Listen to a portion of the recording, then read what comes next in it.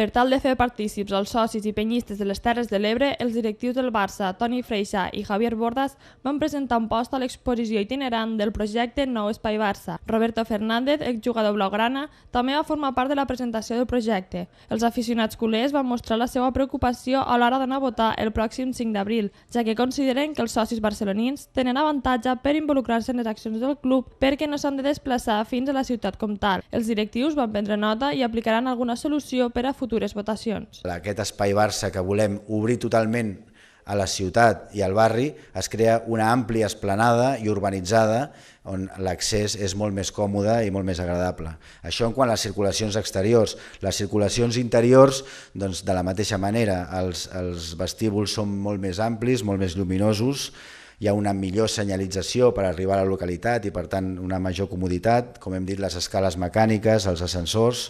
Amb un cost total de 600 milions d'euros, les obres s'iniciarien el 2017 i finalitzarien el 2024.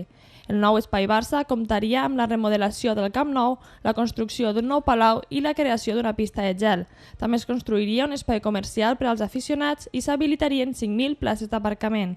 Pretén modernitzar les instal·lacions, millorar la visibilitat, augmentar el confort dels espectadors i renovar els accessos.